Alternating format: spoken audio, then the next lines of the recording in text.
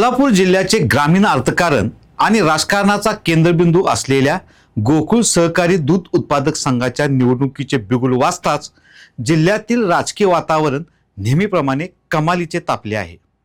सत्तेच्या या सारीपाटावर सध्या गावागावातून कोरे ठराव गोळा करण्याची जणू स्पर्धा सुरू झाली आहे।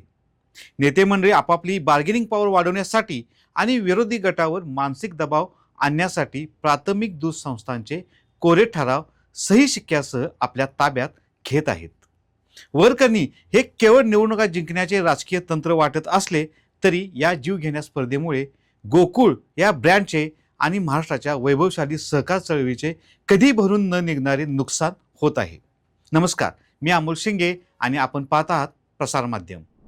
कोल्हापूरच्या सहकार चळवळीने देशाला एक नवी दिशा दिली आहे, परंतु गोकुळच्या निवडणुकीत सुरू झालेल्या कोऱ्या ठरावांची ही स्पर्धा सहकाराच्या मूळ उद्देशालाच वाळवी लावण्याचे काम करत आहे। जोपर्यंत तळागाळातील शेतकरी आपल्या मतांचा अधिकार स्वतःच्या ताब्यात ठेवत नाही तोपर्यंत गोकुळचे खरे गोकुळपण आणि सहकाराचं अस्तित्व टिकून राहणे कठीण आहे। आपण पहिल्यांदा कोरे ठराव म्हणजे काय ते थोडक्यात पाहू। गोकुळ दूध संघाच्या निवडणुकीत आणि सत्तेत आपले राजकीय अस्तित्व टिकवण्यासाठी किंवा प्रस्थापित करण्यासाठी जिल्ह्यातील सर्वपक्षीय नेते आणि स्वतःला सहकार संघर्ष समजणारे तालुका पातळीवरचे नेते प्राथमिक दूध संस्थांच्या पदाधिकाऱ्यांकडून मतदारांचे नाव न घालता सही शिक्क्यासह जो ठराव घेतात त्याला कोरा ठराव असं म्हणतात। आता आपण ठरावाची कायदेशीर प्रक्रिया थोडक्यात पाहू। गोकुळच्या निवडणुकीसाठी मतदानाला पात्र असणाऱ्या प्राथमिक दूध संस्थेला आपला मतदानाचा प्रतिनिधी ठरवण्याचा अधिकार असतो। यासाठी पहिल्यांदा निबंधक कार्यालयाकडून संबंधित संस्थेला नोटीस पाठवली जाते।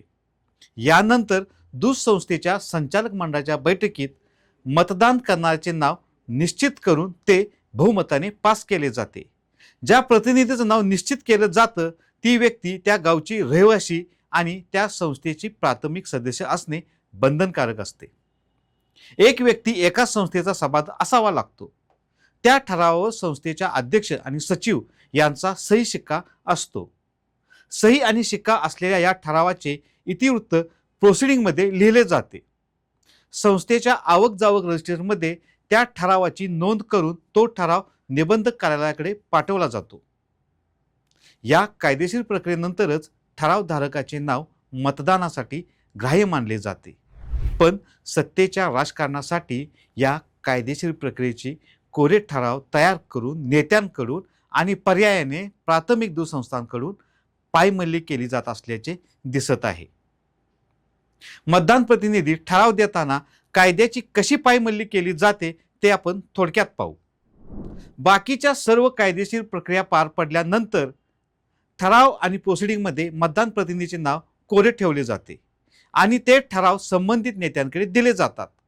ज्यावेळी त्या नेत्यांना आपल्या विश्वासातला मतदान प्रतिनिधी मिळेल त्यावेळी तिथे त्या ठरावावर आणि प्रोसिडिंगमध्ये नाव घालून तो ठराव निबंधक कार्यालयाकडे दिला जातो।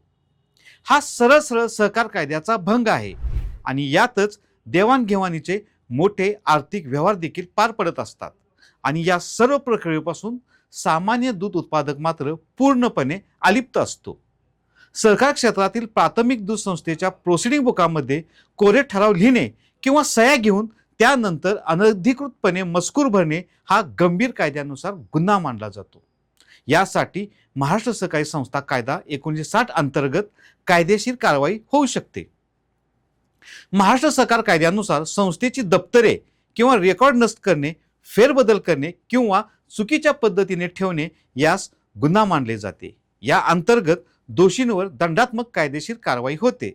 कलम 146 आणि 147 नुसार ही दंडात्मक कारवाई करण्यात येते। सहकार कायद्यात अशा पद्धतीने कोरे ठराव करणाऱ्यांवर दंडात्मक कारवाईची तरतूद असताना सुद्धा असे प्रकार सर्रास घडतात। या ठरावांची खातं जमा करण्यासाठी छाननीची प्रक्रिया घेतली जाते। यात कोणी हरकत घेतली की त्या संबंधित ठरावाची तपासणी केली जाते। यात अगदी निबंधक कार्यालयाकडून गेलेल्या नोटिशीपासून ते प्रोसिडिंग पर्यंत तपासणी केली जाते। पण या कोऱ्या ठरावांच्या बाबतीत काटेकोरपणे छाननी होतच नाही, कारण कोणीही हरकत घेत नाही. प्रत्येक गटाकडून, प्रत्येक राजकीय पक्षाकडून असे बेकायदेशीर ठराव सादर केले जातात. विरोधकाची चूक काढली की आपली पण चूक दिसून येईल ही भीती असते.